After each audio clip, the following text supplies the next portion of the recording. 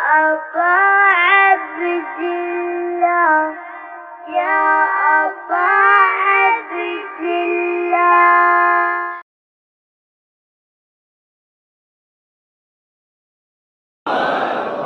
أعوذ بالله من الشيطان الرجيم. بسم الله الرحمن الرحيم.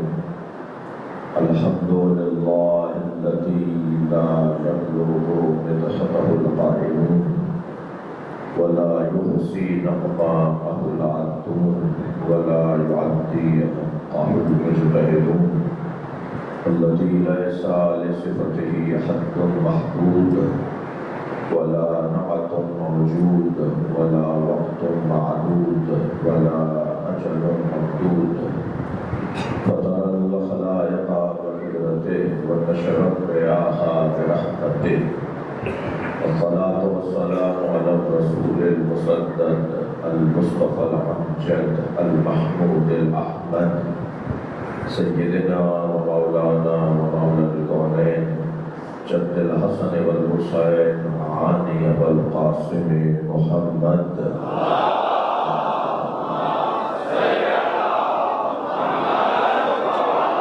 وآله الطيبين الطاهرين المعصومين الذين قال الله إنما يريد الله ليذهب عنكم الرجس أهل البيت ويطهركم تطهيرا.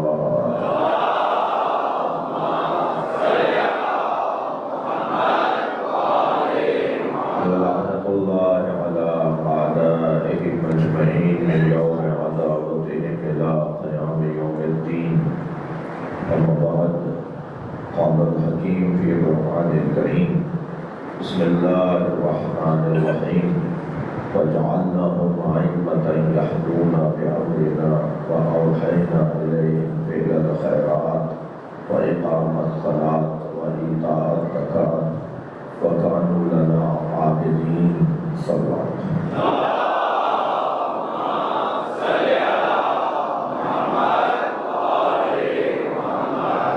سورہ مبارکہ الانبیاء کی 73ویں آیت. اللہ نے اس کلام میں مقام امامت کو بیان کر رہا ہے. اللہ کے نزدیک اس کے نمائندوں کا بڑا احترام ہے. وہ اپنے سفراء کو، اپنے تلامذہ کو، اپنے نمائندوں کو احترام اور تعظیم کی نگاہ سے دیکھتا ہے. چاہتا یہ ہے کہ ساری امت، ساری مخلوق میرے نمائندوں کا احترام کرے. آپ اور ہم بھی اگر کسی کو اپنا نمائندہ بنا کے کہیں بھیجیں اور اس کی اگر بے ادبی ہو رہی ہو، اس کی اگر مخالفت ہو رہی ہو، اس کے خلاف اگر بغاوت ہو رہی ہو، تو اس سے زیادہ تکلیف ہمیں ہوگی کہ اس نے ہمارے بھیجے ہوئے ہمارے انتخاب پر اعتراض کیا ہے. ہمارے انتخاب پر اعتراض کیا ہے. اللہ نہیں چاہتا. اللہ ان سے غضبناک ہے، اللہ ان سے ناراض ہے، اللہ ان سے دور ہے کہ جو اللہ کے نمائندوں سے دوری اختیار کرتے ہیں. وَجَعَلْنَاهُمْ أَئِمَّةً يَهْدُونَ بِأَمْرِنَا، اور ہم نے انہیں امام بنایا ہے. وَجَعَلْنَاهُمْ أَئِمَّةً يَهْدُونَ بِأَمْرِنَا، ہم نے انہیں امام بنایا ہے کہ وہ ہمارے امر کی رہنمائی کریں. وَأَوْحَيْنَا إِلَيْهِمْ فِعْلَ الْخَيْرَاتِ، اور ہم نے ان پر نیک کاموں کی وحی کی. وَإِقَامَ الصَّلَاةِ، نماز قائم کرنے کا ہم نے کہا. وَإِيتَاءَ الزَّكَاةِ، زکوٰۃ کی ادائیگی کا حکم ہم نے دیا. وَكَانُوا لَنَا عَابِدِينَ، اور یہ سب اس لیے ہم نے انہیں کہا اور دیا، ان سے ہم نے حکم دیا، ان پر وحی کی. یہ سب اس وجہ سے کی کہ کانوا لنا عابدین، وہ صرف اور صرف ہمارے بندے ہیں. عبد محض ہونا ثابت ہو جائے تو خود بخود امامت کا مقام روشن ہو جاتا ہے. آئین امام کا عبد محض ہونا یہ ثابت ہے. انہوں نے کسی کو خوش کرنے کے لیے زندگی نہیں گزاری. صلوات پڑھے محمد وآلہ.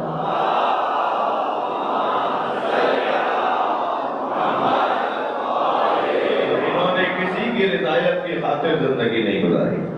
انہوں نے صرف اور صرف اللہ کی مرضی کی خاطر زندگی گزاری. ان کا اور اللہ کا تعلق اتنا گہرا ہے, توجہ چاہوں گا, ان کا اور اللہ کا تعلق اتنا گہرا ہے کہ وما تشاءون الا ان یشاء اللہ. اے اہل بیت, آپ تو چاہتے ہی نہیں ہیں وہ جو اللہ نہ چاہتا. اللہ میں اور ان ہستیوں میں اتنی ہم آہنگی ہے. صلوات پڑھے ذرا محمد.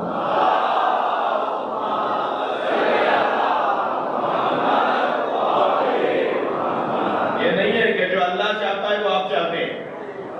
آپ چاہتے ہی نہیں ہیں وہ کہ جو اللہ نہ چاہتا. آپ کی چاہت در حقیقت اللہ کی چاہت.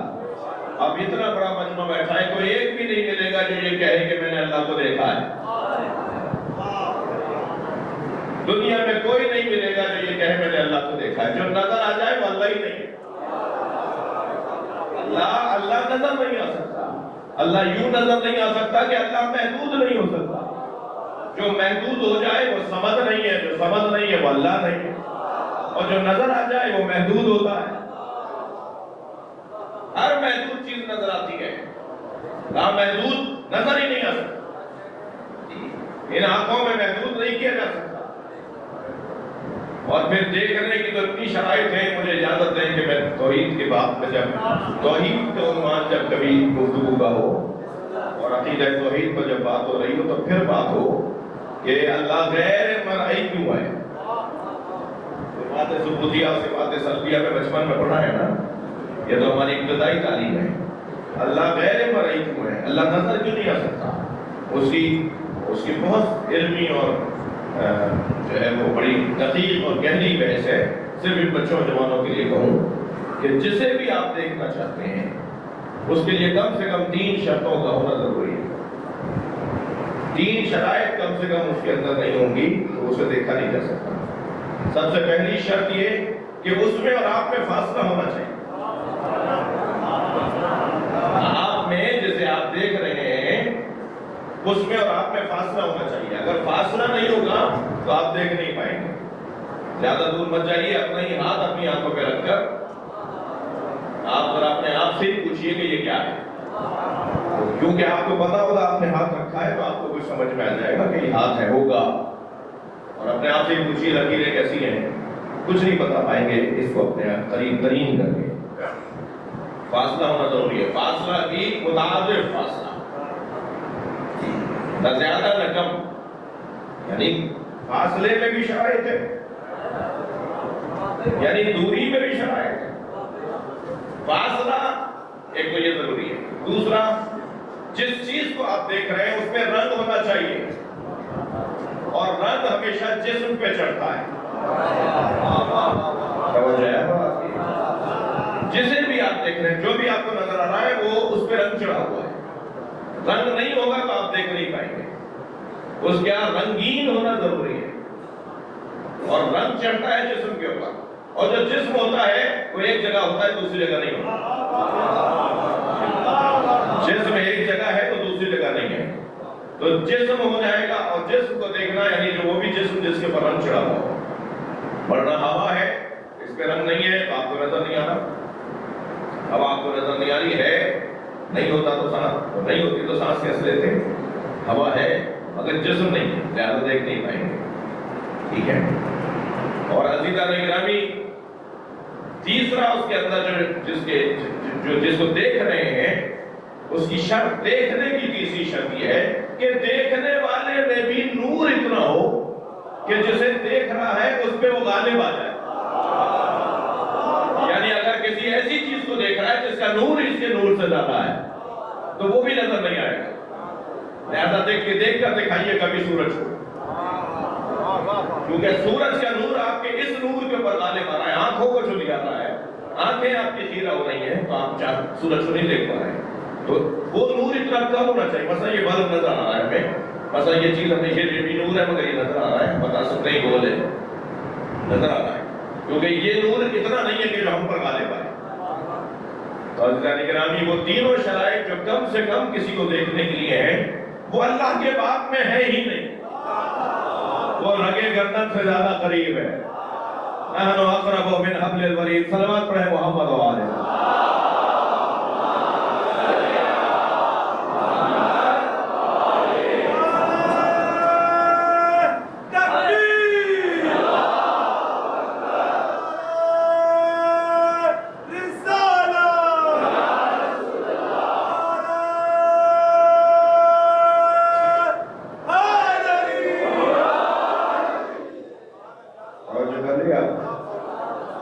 اور نہ ہی جسم ہے اللہ کا. جسم اللہ کا مان لیا تو اسے محدود مان لیا. آپ وہاں ہیں یہاں نہیں ہے, میں یہاں ہوں وہاں نہیں ہوں. جسم مانیں گے تو مکان ماننا لازمی ہے. ایک کیا بات مانی سب ماننا پڑ جائے گا. جسم مانیں گے تو مکان ضروری ہے, اور مکان مانیں گے تو حد ماننا ضروری ہے. حد ماننا ضروری ہے. مکان بنتا ہی تب ہے جب اس کی حدیں ہو, اور جس کی حد ہو جائے وہ محدود, اور جو محدود ہو جائے وہ مجبور, اور جو مجبور ہو جائے وہ سمجھ نہیں ہے, اور اللہ سمجھ ہے. صلوات پڑھ لے محمد و آلہ.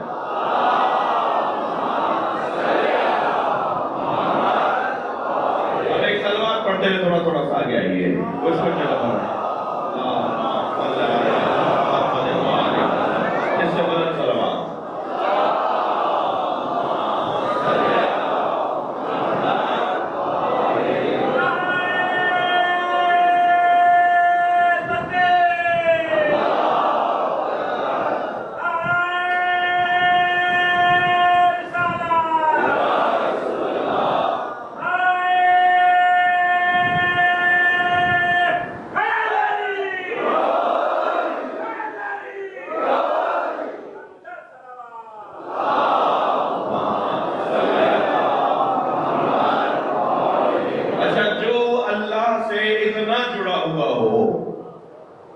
کہ اس کے اندر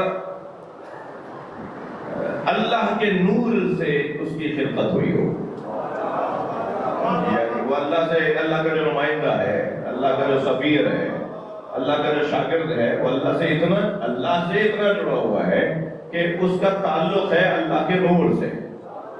بشر کے پیکر میں تو اس نے اس لیے ڈالا کہ ہم مانوس ہو جائیں, ورنہ ہم مانوس ہی نہیں ہو پاتے. جنوں سے مانوس ہے کیا, فرشتوں سے مانوس ہے کیا؟ ہم اس مخلوق سے مانوس ہو سکتے تھے, اس وجود سے مانوس ہو سکتے تھے کہ جس کا بظاہر ظاہر اس کا اور اس کا وجود, اس کی کھال, اس کا ولیہ, اس کا ہیکل ہم جیسا ہو. اس کا ہیکل ہم جیسا اس نے بنایا, اس کا پیکر اس نے ہم جیسا بنایا تاکہ ہم مانوس ہو جائیں. یہ تو بدبختی ہے انسان کی کہ اللہ نے ان کا پیکر ہم جیسا بنایا تھا تو اس نے اپنے جیسا سمجھنا شروع کر دیا. ہم جیسے تو نہیں تھے, ہم جیسے تو نہیں ہے. صلوات پڑھ رہا محمد و آلہ.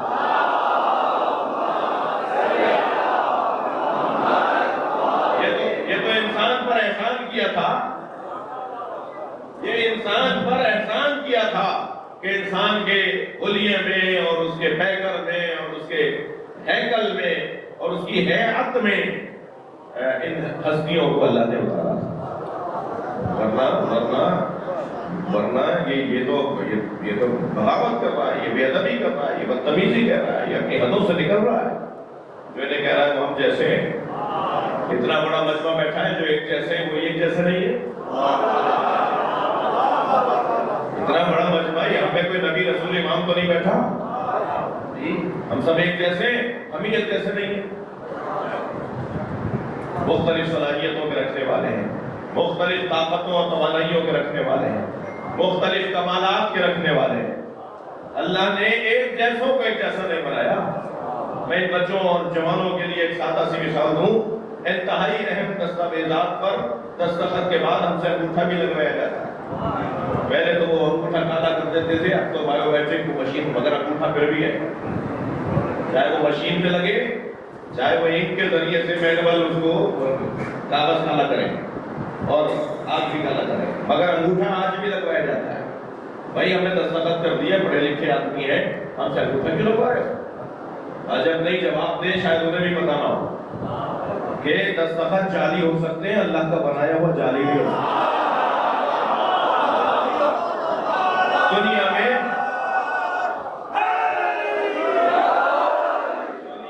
اگر اربوں انسان ہے نا تو کسی کا کسی سے انگوٹھا نہیں ملتا، تو ذہن کیسے ملے گا؟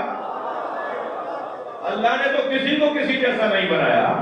جب ہم سب کے بدن ایک جیسے نہیں ہیں تو سوچ ایک جیسی کیسے ہوگی، عقیدہ ایک جیسا کیسا ہوگا؟ جب ایک جیسے نہیں ہے تو جنہیں بنانے کے بعد اللہ نے اپنے ہاتھوں کو مبارکباد دی ہے، جنہیں بنا کر وہ اپنے آپ کو المتکبر کہتا ہے، وہ ہم جیسے کیسے ہوں گے بھائی؟ یہ اللہ کے تلامذہ ہیں، یہ اللہ کے شاگرد ہیں، یہ وہاں سے پڑھ کر آئے۔ اللہ نے ان کے بدن کو بھی ان سے پوچھ کے بنایا ہے۔ عشق کی بات کر رہا ہوں میں، پوچھ کے بنایا سے مراد یہ نہیں ہے کہ یہ معاذ اللہ یہ جو کہیں گے وہ اللہ وہی کرے گا، یہ والی مراد نہیں ہے، کچھ اور مراد نہیں ہے۔ عشق کا عالم یہ ہے اللہ کا ان کے ساتھ اور ان کا اللہ کے ساتھ عاشقانہ رشتہ ایسا ہے کہ ان کی روحوں سے، ان کے انوار سے اللہ پوچھ رہا ہے کہ بتاؤ تمہیں کیسا بناؤں، بتاؤ تمہیں کب بھیجوں۔ یہ وہ ہستیاں ہیں، لہذا ان کی آنکھیں، یہ اس وقت میری بحث نہیں تھی، یہ اسی حد تک میری بحث کی ہے، لیکن دل کر رہا ایک جملہ سے اور کہتے ہیں۔ حضرت موسیٰ علیہ السلام کو طور پر گئے، اللہ کی تجلی دیکھی، وہ واپس آئے تو 30 میل کے فاصلے سے سیاہ رات میں سیاہ پتھر پر چیونٹی کو دیکھ لیتے تھے۔ اللہ کی تجلی دیکھنے کے بعد 30 میل کے فاصلے سے سیاہ رات میں سیاہ پتھر پر چیونٹی کو دیکھ لیتے تھے۔ حضرت موسیٰ نے تو اللہ کی صفاتی تجلی دیکھی تھی، اس کا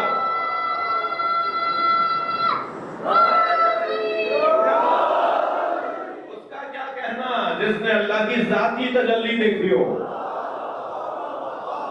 صلوات پڑھنے سرکار کی ذات پر۔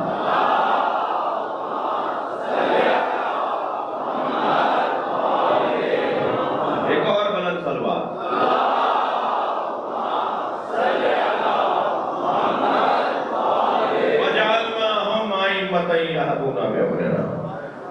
اور ہم نے انہیں امام بنایا ہے، اللہ نے انہیں بنا کر، سجا کر، سنوار کر، انہیں سجا کر اللہ نے بھیجا ہے، ہم نے انہیں امام بنایا ہے۔ یہدون بامرنا کہ یہ ہمارے امر کی رہنمائی کریں، نماز کو قائم کریں، زکوٰۃ کی ادائیگی، نماز کا قیام اللہ کا بندے سے تعلق، زکوٰۃ کی ادائیگی بندے کا بندے سے تعلق۔ اللہ اس بندے کو پسند نہیں کرتا کہ جس سے اللہ کا تعلق تو ظاہر ہو مگر بندے سے نہ ہو۔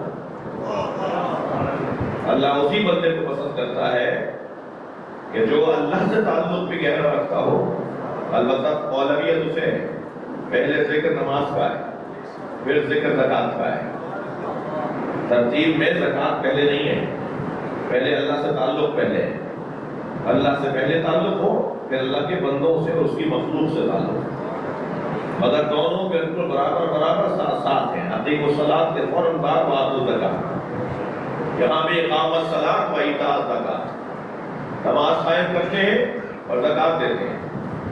بندے کا اللہ سے تعلق، اس کا ایک جلوہ اور حسین جلوہ اور خوبصورت جلوہ وہ نماز ہے۔ میرا اللہ سے، میں اللہ کو یاد رکھتا ہوں، میں تسبیح پڑھتا ہوں، میں ذکر کرتا ہوں، میں فلاں مجھے پیر صاحب نے ذکر دیا ہوا ہے میں وہ کرتا ہوں، فلاں مجھے میرے مرشد نے وہ ذکر دیا ہوا ہے میں وہ ذکر پڑھتا ہوں، یہ سب اگر نماز کے علاوہ ہے، نماز نہیں پڑھتا ذکر بہت کرتا ہوں، تو یہ کوئی فائدہ نہیں پہنچائے گا۔ اس ذکر کا کوئی فائدہ نہیں ہوگا جی، بلکہ شاید اس ذکر کا منفی نتیجہ ہو، شاید اس ذکر کے اثرات منفی زیادہ ہوتے ہیں. ہاں اثر ہوگا مگر منفی ہوگا. اصلی چیز کو چھوڑ کر باقی فضول چیز، مثلا بڑے سمجھدار ہوتے ہیں نا بعض لوگ، تو کہتے ہیں کہ تسبیح ہے حضرت فاطمہ زہرا کا 1000 رکعتوں کے برابر ثواب ہے. حقیقت ہے، سچ ہے. یہ جناب زہرا کہ ہم جو اللہ اکبر الحمدللہ سبحان اللہ کی تسبیح پڑھتے ہیں، اس تسبیح کا ثواب جو ہے وہ 1000 رکعت کے برابر. کہہ رہے صاحب یہ تو 17 رکعتیں ہیں 24 گھنٹے میں، ہم تسبیح پڑھ لیتے وہ تو 1000 ہے، تو آپ جوڑ لیجئے. ہم تو 1000 سے، ہم تو 17 سے زیادہ پڑھ رہے ہیں. یہ اپنے آپ کو دھوکہ دینے کے علاوہ کچھ اور نہیں. تسبیح ہے جناب زہرا کا ثواب بھی تب ہوگا جب نماز کے فوراً بعد پڑھی جائے. بھائی صلوات پڑھیں محمد و آل محمد.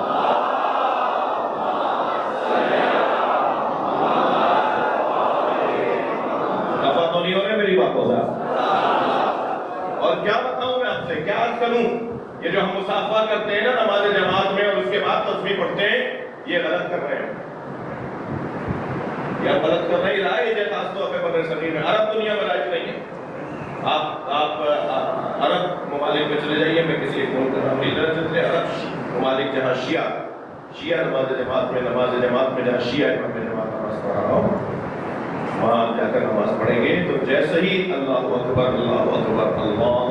3 تکبیریں کہیں نماز سے باہر آئے، یہ مصافحہ نہیں کرتے دائیں بائیں، فوراً تسبیح اٹھائیں گے اور تسبیح پڑھیں گے. تسبیح کا دورانیہ جو بھی 4-5 منٹ کا 3 منٹ کا ہے، اس کے بعد پھر وہ آیت جو ہے صلوات والی، درود والی، اللہ و ملائکتہ یصلون علی النبی، وہ تلاوت کی جاتی ہے. سب صلوات مل کے پڑھتے ہیں اور پھر ایک دوسرے سے مصافحہ. حکم یہ ہے کہ تسبیح حضرت زہرا کے پڑھنے میں اتنی تاخیر بھی نہ ڈالو جتنے مصافحے کی تاخیر. اتنا جڑا ہوا ہے نماز کے ساتھ بی بی زہرا کا کیا ہوا ذکر. سیدہ نے اچھا تسبیح ہے تو زہرا ہے، فاطمہ زہرا پڑھتے نہیں، بی بی کا تو نام نہیں لیتے. ہم تو اللہ کا ذکر کرتے ہیں. اگر کوئی خلوص کے ساتھ اور وہ بھی سیدہ جیسا وجود، اگر اللہ کا ذکر اس انداز سے کر لے تو ذکر اللہ کا ہے بے نام فاطمہ.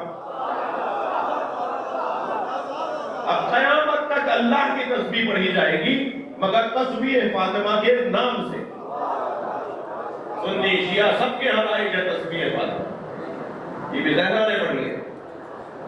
بس نگرانی ایسا نہیں ہوگا کہ سارے ذکر کر لیں، ساری تسبیح پڑھ لیں اور نماز خوشنودی معصومہ کونین جناب فاطمہ الزہرا صلوات اللہ علیہا بلندتر صلوات.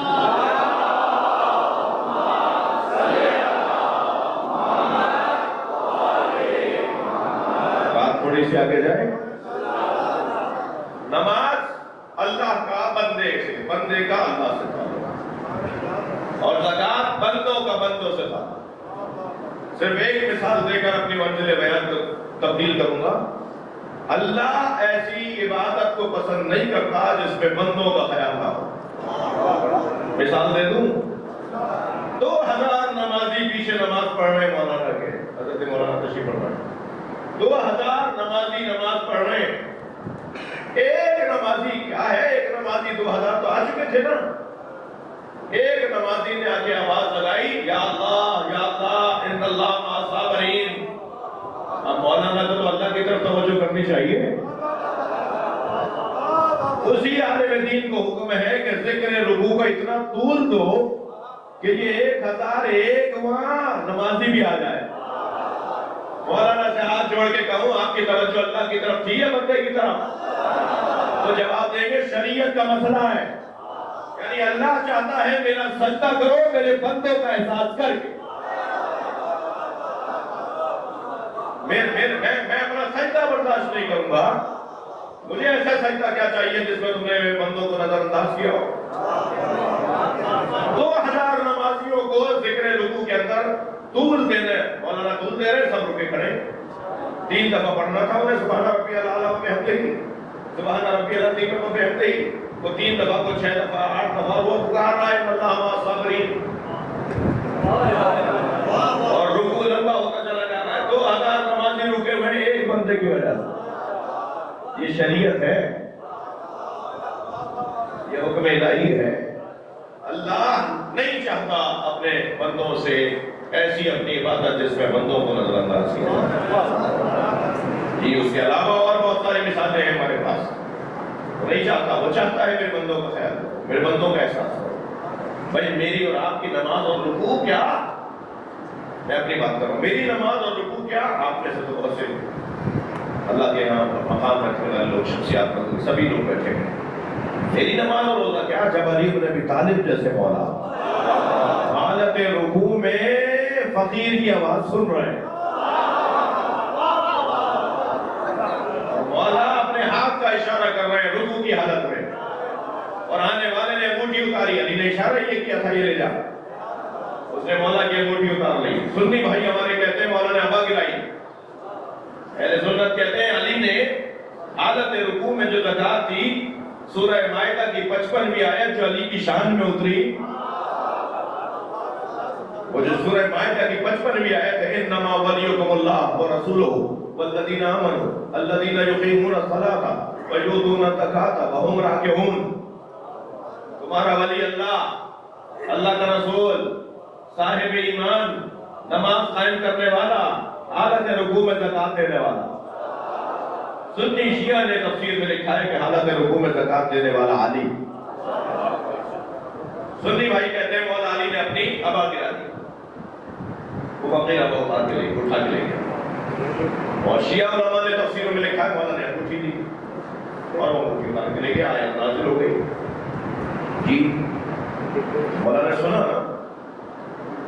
اللہ کا رکوع کر رہے، ادھر مخلوق کا احساس کر رہا، اور یاد رہے ممکن ہے یہاں 1% شبہ باقی رہ جائے کہ مولانا آپ کی بات سمجھ میں نہیں آئی، اس کا مطلب خضوع و خشوع نہیں ہونا چاہیے، اس کا مطلب توجہ نہیں ہونی چاہیے، اس کا مطلب یہ ہے کہ ہر بات سن لیں، اس کا مطلب 50 جگہ دماغ لگا کے نماز پڑھیں، یہ کہنا چاہ رہے تھے آپ؟ نہیں، ہرگز یہ نہیں، جواب دے رہا ہوں۔ عزیزان گرامی، جب انسان اللہ کی بارگاہ میں ہوتا ہے تو اسے ہر وہ بات سننے کو ملے گی جو اللہ کی بارگاہ میں ہو رہی ہے۔ تھوڑی توجہ بڑھائیں گے، کچھ کہا ہے میں نے، اگر وہ اللہ کی بارگاہ میں ہے تو اسے ہر وہ بات سننی ہوگی جو اللہ کی بارگاہ میں ہو رہی ہے۔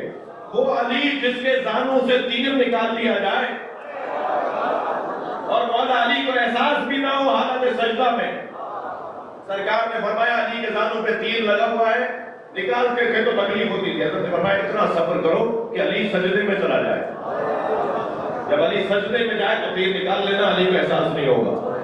جو علی حالت سجدہ میں تیر کے نکلنے پر محسوس نہ کرے، وہ علی حالت رکوع میں فقیر کی آواز کیوں سن رہا ہے؟ اس کا جواب علامہ نقل صاحب نے دیا ہے، وہ فرماتے ہیں وہاں بھی اللہ کی بارگاہ میں تھے اور یہاں بھی اس لیے سنا کہ وہ اللہ کی بارگاہ سے مانگ رہا تھا، اور وہی دے گا اسے جو اللہ کی بارگاہ میں ہوگا۔ صلوات پڑھنے محمد و آلہ محمد۔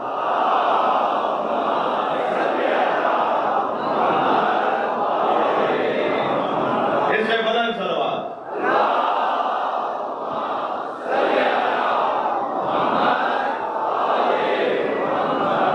وَجَعَلْنَاهُمْ أَئِمَّةً يَهْدُونَ بِأَمْرِنَا، اور ہم نے انہیں امام بنایا ہے تاکہ وہ نماز قائم کریں اور زکات ادا کریں، وَكَانُوا لَنَا عَابِدِينَ، اور یہ صرف اور صرف ہمارے بندے تھے، ہم نے اس لیے انہیں امام بنایا ہے۔ سب کے سب عابد ہیں، سب کے سب ساجد ہیں، سب کے سب صادق ہیں، سب کے سب کاظم ہیں، سب کے سب رضا ہیں، یہ سب تقی ہیں، یہ سب نقی ہیں، یہ سب جلالت میں عسکری ہیں، اور یہ سب حاضر بھی ہیں اور غائب بھی ہیں، یہ سب حاضر بھی ہیں اور یہ سب کے سب غائب بھی ہیں۔ غائب ہر اس کے لیے ہے جو معرفت نہیں رکھتا، حاضر ہر اس کے لیے ہے جو معرفت رکھتا ہے۔ لہذا میرے اخبار میں اس وقت حاضر ہیں اس لیے کہ جو ان کے لیے کہ جو معرفت رکھتا ہے، اور معرفت کے لیے عزیزان گرامی حاضر ہونا ضروری نہیں ہے۔ من ماتا ولم یعرف ہے، من ماتا ولم یعلم نہیں ہے۔ جو مر جائے اور اپنے امام کو نہ جانتا ہو، جاننے کی بات نہیں ہو رہی ہے، معرفت کی بات ہو رہی ہے، اور معرفت کے لیے دکھائی دینا ضروری نہیں ہے۔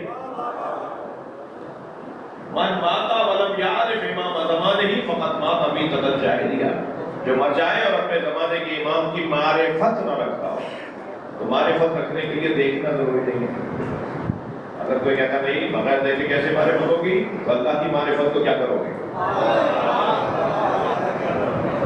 اللہ بھی تو نظر نہیں آتا۔ میں یہ ہرگز نہیں کرا کہ اللہ اور امام ایک ہیں، یعنی اللہ پہ میں شرک کر رہا ہوں، نہیں، میں کہہ رہا ہوں یہ جو دلیل ہے نا کہ جس کو جو نظر نہیں آئے گا اس کی معرفت کیسے ہوگی، تو یہ دلیل کافی نہیں ہے۔ معرفت کے لیے دیکھنا ضروری نہیں ہے، معرفت کے لیے دیکھنا ضروری نہیں ہے۔ ہاں، جو صاحب معرفت ہو جاتا ہے اسے نظر بھی آتی ہے، پہلے معرفت کی منزل کو گزار لے تو پھر اسے وہ نظر بھی آتی ہے، اور اسے وہ کبھی کربلا میں نظر آتا ہے، اسے وہ کبھی شام جناب زینب کے روزے نظر آتا ہے، کبھی خانہ کعبہ کا طواف کرتے ہوئے نظر آتا ہے، کبھی روزہ رسول پہ نظر آتے ہیں، انہیں کو نظر آتے ہیں۔ جو دیکھنا چاہتا ہے وہ پہلے معرفت کی منزل کو گزارتا ہے، پھر اسے امام کی زیارت بھی ہو جاتی ہے۔ حتیٰ اگر میں تھوڑی سی اپنی تربیت کروں، اپنے آپ کو بہتر کروں، تو مجھے مجلسوں میں بھی زیارت ہوگی۔ وہ تو کہاں کہاں پرسہ لینے نہیں جاتے،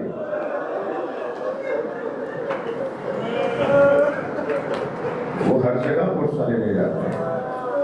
چاہے ایک لمحے کوئی امام اس مجلس میں آئے، ایک لمحے کوئی یہاں، پھر ایک لمحے کو ہر مجلس میں ایک لمحہ گزار رہے ہو، تو چاہے ایک لمحے کوئی امام آئے، مگر امام اس مجلسوں میں بھی آتے ہیں۔ اور میں بچوں جمانے سے کہوں گا کہ آتے جاتے کسی کو کوہنی نہ لگ جائے، کسی کو دھکا نہ لگ جائے، کسی کی بے احترامی اور بے ادبی نہ ہو۔ کیا معلوم کہ میرے مولا آئے ہوئے ہوں، اور مولا آئے ہوئے ہوں، اور اگر وہ جس کو تکلیف آئی ہے وہ مولا نہ ہو لیکن مولا کا مقرب ہو، مولا کا مقرب ہو، اسے تکلیف نہ ہو جائے۔ اور شاید مجلس میں خواتین بھی ہیں نا، میں ان سے بھی کہوں گا خیال رہے کسی خاتون کو دھکا نہ لگے، اس لیے کہ ایک بی بی اپنے بچے کا پرسہ لے آتا ہے اور اس کے ساتھ ایک 4 سالہ بچی بھی ہوتی ہے، اور جب آپ ایسے روتے ہیں نا جیسے ابھی رو رہے ہیں، تو وہ بچی اپنی دادی سے کہتی ہے دادی ایسے کیوں رو رہے ہیں؟ دادی کہتی ہے بیٹا یہ تمہارے بابا حسین کو رو رہے ہیں۔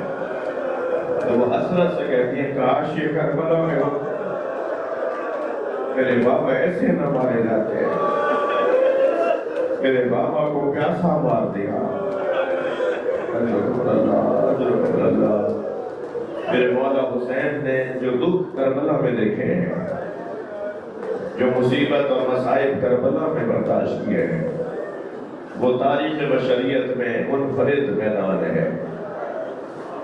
کیسے کیسے پیاروں کے لاشیں اٹھائے، آپ کی آنکھوں میں آنسو آ گئے، جو پرسہ دینے آئے ہیں وہ تکلف کر کے نہ روئیں۔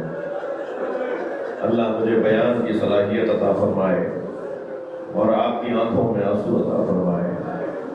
اور یہ بہت بڑی عبادت ہے جو اب شروع ہو رہی ہے، یعنی مصائب کا جو دورانیہ ہے نا، اگرچہ وہ 10-15 منٹ سے زیادہ نہیں ہوتا، معمولاً نہیں ہوتا، مگر یہ ساری مجلس کا معال ہے، یہ ساری مجلس کا حاصل ہے۔ چلیے ذرا میرے ساتھ کربلا چلیے، میرے مولا صبح سے عصر تک لاشیں اٹھاتے ہیں، ہر لاش زہرا کے لال نے خود اٹھایا۔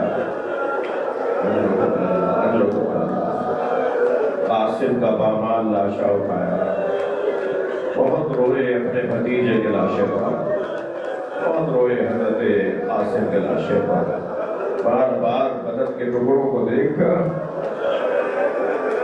سوچتے ہوں گے اس کی ماں دیکھے گی تو مر جائے گی، میرے بھائی کی نشانی اس کا بدن تار تار ہو گیا، مگر سلام ہو بی بی ام مروہ پر، اللہ جب آئی ہے نا اپنے بچے کے لاشے پر تو امام حسین سے انتہائی وقار کے ساتھ فرمایا، بھائی حسین مجھے قاسم کا کرتا چاہیے، جس کرتے میں میرا بچہ شہید ہوا ہے مجھے وہ چولا وہ کرتا چاہیے۔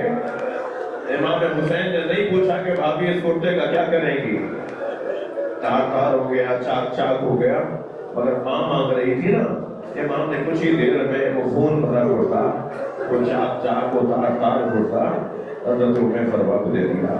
حضرت اللہ جو جہاں بیٹھا ہے اپنی آواز کو آزاد کرے گا۔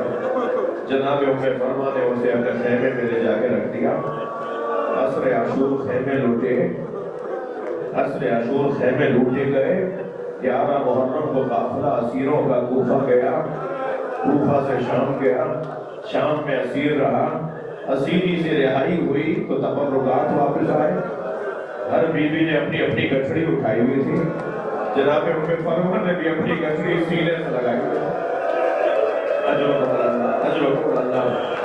یہ قافلہ کربلا آیا، کربلا سے مدینہ گیا، جب مدینہ پہنچی نا تو بار بار فرمانے لگی میرا اونٹ جنت البقیع لے جاؤ، بی بی ام مروہ بار بار کہتی تھی میرا اونٹ جنت البقیع لے جاؤ۔ جناب ام مروہ کا اونٹ جب جنت البقیع لے کر آئے نا، قبر امام حسن کے برابر میں بیٹھی، گٹھڑی کھولی، خون بھرا کرتا نکالا، امام حسن کی قبر پر پھیلا دیا اور ایک مرثیہ پڑھا، اے میرے والی تمہارے بچے کی نشانی، قاسم نے وفاداری کا حق ادا کر دیا۔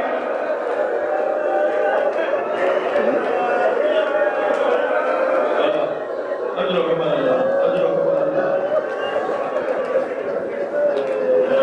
میرے مولا نے دوسرا لاشا جو اٹھایا وہ لاشا حسین مولا کے لیے بڑا امتحان تھا، وہ لاشا عباس کا لاشا، پہلے کٹے ہوئے بازو اٹھائے، اجرکم اللہ، اجرکم اللہ، پہلے کٹے ہوئے بازو اٹھائے، ذوالجناح اشارے کرتا تھا اور امام گھوڑے سے اتر کے بازو اٹھا کے لاتے تھے، امام کا ذوالجناح عباس کے بازوؤں کو پہچانتا تھا، اور جب دونوں بازو امام نے اٹھا لیے تو میں آپ رونے والوں سے ایک سوال کروں کہ سوچ نہیں رہے ہوں گے میرا بھائی جس کے بازو کٹ گئے وہ گرا کیسے ہوگا؟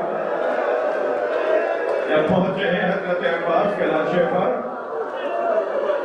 کچھ رمق باقی تھی بدن میں، ابھی کچھ دیر کا سانس باقی تھا، امام نے آگے بڑھ کر سر اپنی آغوش میں لیا، حضرت نے سر ہٹا دیا، پھر سر کو آغوش میں لیا، پھر حضرت نے سر ہٹا دیا، تو امام نے پیشانی کا بوسہ دیا اور فرمایا عباس تم اپنا سر کیوں ہٹاتے ہو؟ کہ مولا یہ شہزادوں کی جگہ، کہاں آزاد ہوئے حسین، کہاں مجھ جیسا غلام،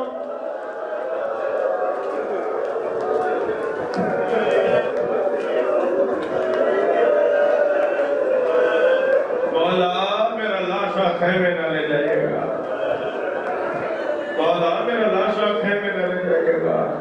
لقمان صاحب لکھتے ہیں کہ شاید یہ وصیت اس لیے فرمائی کہ جس کی کمر ٹوٹ گئی ہو وہ لاشا کیسے اٹھائے،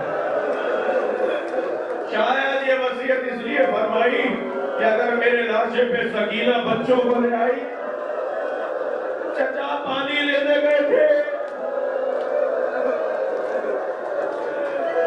میں اپنی بھتیجی کو کیا جواب دوں گا، لہذا فرمایا مولا میرا لاشا خیمے نہ لے جائے گا۔ امام حسین نے حضرت عباس کا لاشا نہر کے کنارے چھوڑ لیا، بہت دیر تک تو مڑ مڑ کے دیکھتے رہے، اور آئے ہیں تو بچوں نے امام سے لپٹ کر میں اتنا سوال کیا چچا کہاں رہ گئے، اجرکم اللہ، اجرکم اللہ، تھکیں گے نہیں اللہ رہو. میرا دل کہہ رہا ہے کہ ایک منزل اور آگے آ جاؤ. کربلا میں ایک اور شہید ایسا ہے جس کے جانے سے حسین کی آنکھوں کا نور چلا. آوازوں کو آزاد کریں. جس کو رونا آ رہا ہے اور جسے رونا نہیں آ رہا وہ آنسو مانگے. وہ کون سا مجاہد ہے جس کے جانے سے امام حسین کی آنکھوں کا نور چلا گیا؟ واحد شہید کربلا ہے حضرت علی اکبر. کہ امام نے فرمایا علی اکبر جاؤ جا کے ماں بہنوں سے اجازت لو. کسی شہید سے نہیں کہا امام حسین نے جب رخصت کر رہے تھے، کسی سے نہیں کہا جا کے بیویوں سے اجازت لو. صرف حضرت علی اکبر سے فرمایا علی اکبر جاؤ جا کے ماں بہنوں سے اجازت لو. حضرت علی اکبر نے خیموں کے درمیان کھڑے ہو کے سلام کیا. السلام علیکم یا زیرہ، یا جاریت فضہ، یا سکینہ، یا ام لیلہ، یا رباح، یا ام وربہ. ساری بیویوں نے جواب دیا مگر ایک مرتبہ جناب علی اکبر کی آواز آئی. آواز یہ تھی ھذا السلام سلام الآخر. یہ علی اکبر کا آخری سلام. قرآن پپا ہو گیا. ہر خیمے سے رونے کی آواز. ساری بیویوں نے حلقہ بنایا. کوئی بازو پکڑ کر بات کر رہی ہے، کوئی پیشانی کو چوم رہی ہے، کوئی شانے پہ سر رکھے کھڑی ہے، کوئی حضرت علی اکبر کا دامن پکڑے کھڑی ہے.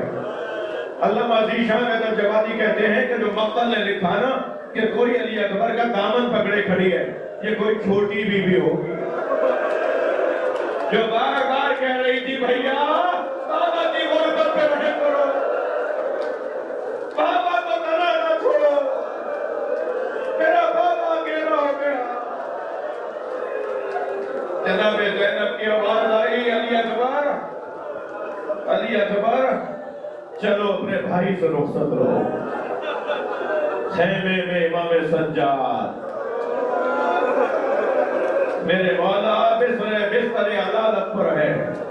امام سجاد بستر عدالت پر ہے، غشی کے عالم میں ہے. خیمے میں آئے ہیں حضرت علی اکبر بھائی سے ملنے.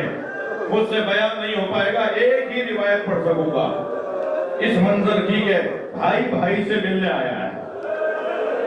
ایک بھائی دوسرے بھائی کو رخصت کرنے آیا ہے. حضرت امام سجاد بستر عدالت پر ہے.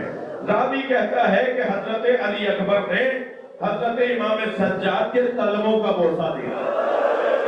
عجیب جملہ ہے، مقتل کا عجیب مرحلہ ہے. حضرت علی اکبر نے حضرت امام سجاد کے پیر پکڑے اور قلموں کا بوسہ دیا. امام سجاد نے آنکھیں کھول دی، دیکھا تو بھائی پیروں کا بوسہ دے رہے ہیں. میں ہاتھ جوڑ کر کہوں گا حضرت علی اکبر سے پیشانی کا بوسہ دیا ہوتا، ہاتھوں کا بوسہ دیا ہوتا. عجب نہیں آواز آئی ان پیروں میں کانٹے چبھیں گے. میرا بھائی کوفہ اور شام کی راہوں سے گزرا.